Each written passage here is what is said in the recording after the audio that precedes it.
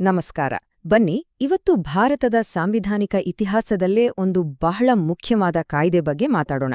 ಅದೇ 1919ರ ಭಾರತ ಸರ್ಕಾರ ಕಾಯ್ದೆ. ಇದನ್ನ ಮಾಂಟೆಗೋ ಚೆಮ್ಸ್ಫರ್ಡ್ ಸುಧಾರಣೆಗಳು ಅಂತಾನೂ ಕರೀತಾರೆ. ಕಾಂಪಿಟೇಟಿವ್ ಪರೀಕ್ಷೆಗಳ ದೃಷ್ಟಿಯಿಂದ ನೋಡಿದ್ರಂತೂ ಇದು ತುಂಬಾನೇ ಇಂಪಾರ್ಟೆಂಟ್ ಟಾಪಿಕ್. ಹೌದು, ಇವತ್ತಿನ ನಮ್ಮ ಸಂಸತ್ತು, ನಮ್ಮ ಯುಪಿಎಸ್ಸಿ, ಇದರ ಬೇರುಗಳು 100 ವರ್ಷಗಳಿಗಿಂತ ಹಳೆಯ ಒಂದು ಕಾಯ್ದೆಯಲ್ಲಿವೆ. 1919ರ ಈ ಕಾಯ್ದೆಯ ಪ್ರಭಾವ ಇವತ್ತಿಗೂ ನಮ್ಮ ಆಡಳಿತ ವ್ಯವಸ್ಥೆಯ ಮೇಲೆ ಹೇಗೆ ಜೀವಂತವಾಗಿದೆ ಅನ್ನೋದನ್ನ ಈ ವಿಶ್ಲೇಷಣೆಯಲ್ಲಿ ನೋಡೋಣ ಬನ್ನಿ. ಸರಿ, ಹಾಗಾದ್ರೆ ಏನಿದು 1919ರ ಕಾಯ್ದೆ? ಇದರ ಹಿಂದಿದ್ದವರು ಯಾರು? ಈ ಸುಧಾರಣೆಗಳ ಹಿಂದಿದ್ದ ಇಬ್ಬರು ಪ್ರಮುಖ ವ್ಯಕ್ತಿಗಳು ಅಂದ್ರೆ ಅಂದಿನ ಭಾರತದ ರಾಜ್ಯ ಕಾರ್ಯದರ್ಶಿ ಎಡ್ವಿನ್ ಮಾಂಟೆಗೋ ಮತ್ತು ಭಾರತದ ವೈಸ್ರಾಯ್ ಲಾರ್ಡ್ ಚೆಮ್ಸ್ಫರ್ಡ್. ಇವರಿಬ್ಬರಿಗೂ ಒಂದು ಸ್ಪಷ್ಟ ಗುರಿ ಇತ್ತು. ಜವಾಬ್ದಾರಿಯುತ ಸರ್ಕಾರ ಅಂತ ಹೇಳಿದ್ರು. ಅಂದ್ರೆ ಏನು? ಭಾರತೀಯರಿಗೆ ಪೂರ್ತಿ ಅಧಿಕಾರ ಕೊಟ್ಟುಬಿಡೋದಾ? ಖಂಡಿತ ಇಲ್ಲ. ಬ್ರಿಟಿಷರ ಪ್ರಕಾರ ಇದರರ್ಥ ಭಾರತೀಯರನ್ನ ಆಡಳಿತದಲ್ಲಿ ಸ್ವಲ್ಪವಾಗಿ ಭಾಗವಹಿಸುವಂತೆ ಮಾಡಿ ಅವರಿಗೆ ಒಂದ್ ರೀತಿ ಟ್ರೈನಿಂಗ್ ಕೊಡೋ ಥರ ಇತ್ತಷ್ಟೇ. ಬನ್ನಿ, ಈಗ ಈ ಕಾಯ್ದೆಯ ಅತ್ಯಂತ ಫೇಮಸ್ ಆದರೆ ಅಷ್ಟೇ ಕಾಂಪ್ಲೆಕ್ಸ್ ಆಗಿದ್ದ ಒಂದು ಫೀಚರ್ ಬಗ್ಗೆ ನೋಡೋಣ.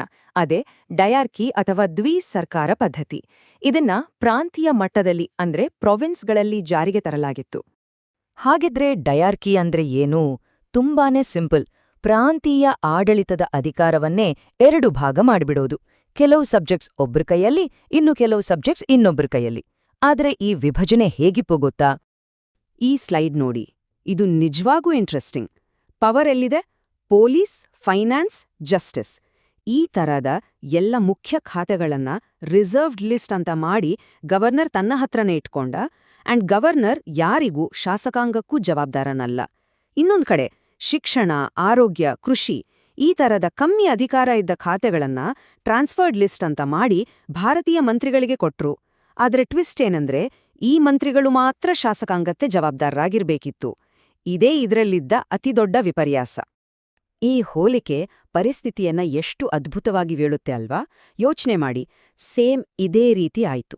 ನಿಜವಾದ ಕಂಟ್ರೋಲ್ ಅಂದ್ರೆ ಅಧಿಕಾರ ಎಲ್ಲ ಜವಾಬ್ದಾರಿ ಇಲ್ಲದ ಗವರ್ನರ್ ಕೈಯಲ್ಲಿ. ಆದ್ರೆ ಜವಾಬ್ದಾರಿ ಮಾತ್ರ ಅಧಿಕಾರವೇ ಇಲ್ಲದ ಭಾರತೀಯ ಮಂತ್ರಿಗಳ ಮೇಲೆ. ಇದೇ ಕಾರಣಕ್ಕೆ ಈ ಇಡೀ ಡಯಾರ್ಕಿ ಸಿಸ್ಟಮ್ ಸಂಪೂರ್ಣವಾಗಿ ಫ್ಲಾಪ್ ಆಯಿತು. ಈ ಡಯಾರ್ಕಿ ಸಿಸ್ಟಮ್ ಅಷ್ಟೇ ಅಲ್ಲ, ಈ ಕಾಯ್ದೆ ನಮ್ಮ ಆಡಳಿತ ವ್ಯವಸ್ಥೆಯಲ್ಲಿ ಹಲವಾರು ಹೊಸ ಹೆಜ್ಜೆಗಳನ್ನ ಮೊದಲ ಬಾರಿಗೆ ಇಟ್ಟಿತು. ಅವು ಯಾವ್ಯಾವು ಅಂತ ನೋಡೋಣ ಬನ್ನಿ. ಈ 4 ಪಾಯಿಂಟ್ಸ್ ಬಹಳ ಮುಖ್ಯ. ಇವತ್ತಿನ ನಮ್ಮ ಲೋಕಸಭೆ, ರಾಜ್ಯಸಭೆಯಲ್ಲ ಆ ಥರದ ದ್ವಿಸದನ ಪದ್ಧತಿ. ದೇಶದಲ್ಲಿ ಮೊದಲ ಬಾರಿಗೆ ಡೈರೆಕ್ಟ್ ಎಲೆಕ್ಷನ್.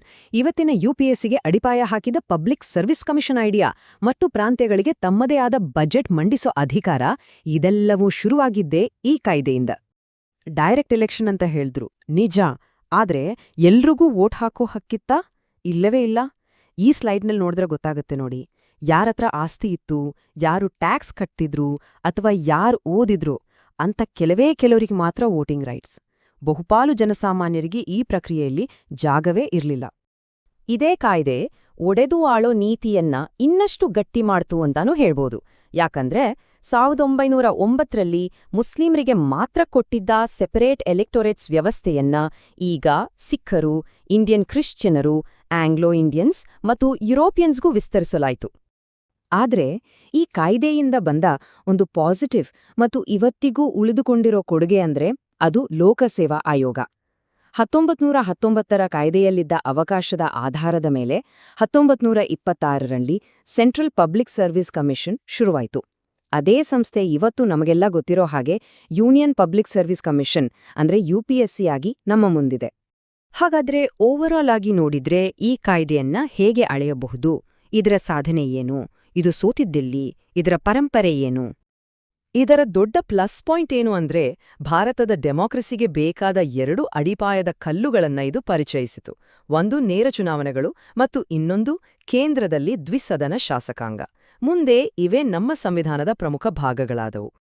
ಆದ್ರೆ ಇದರ ಅತಿದೊಡ್ಡ ಮೈನಸ್ ಪಾಯಿಂಟ್ ಅಥವಾ ಫೇಲ್ಯೂರ್ ಅಂದ್ರೆ ಅದು ಈ ಕಾಯ್ದೆಯ ಪ್ರಮುಖ ಅಂಶವೇ ಆಗಿದ್ದ ಡಯಾರ್ಕಿ ಪದ್ಧತಿ. ಅಧಿಕಾರವಿಲ್ಲದ ಜವಾಬ್ದಾರಿ ಇಲ್ಲದ ಅಧಿಕಾರ. ಈ ಸಿಸ್ಟಮ್ ಪ್ರಾಕ್ಟಿಕಲ್ ಆಗಿ ವರ್ಕ್ ಆಗಲೇ ಇಲ್ಲ, ಕಂಪ್ಲೀಟ್ ಆಗಿ ಫೇಲ್ ಆಯ್ತು. ಕೊನೆಗೆ ನಮ್ಮ ಮುಂದೆ ಉಳಿಯೋ ಪ್ರಶ್ನೆ ಒಂದೇ. ಈ ಮಾಂಟೆಗೋ ಚೆಮ್ಸ್ಫೋರ್ಡ್ ಸುಧಾರಣೆಗಳು ಭಾರತೀಯರಿಗೆ ನಿಜವಾಗ್ಲೂ ಅಧಿಕಾರ ಕೊಡೋಕೆ ಇಟ್ಟ ಒಂದು ಪ್ರಾಮಾಣಿಕ ಹೆಜ್ಜೆನಾ?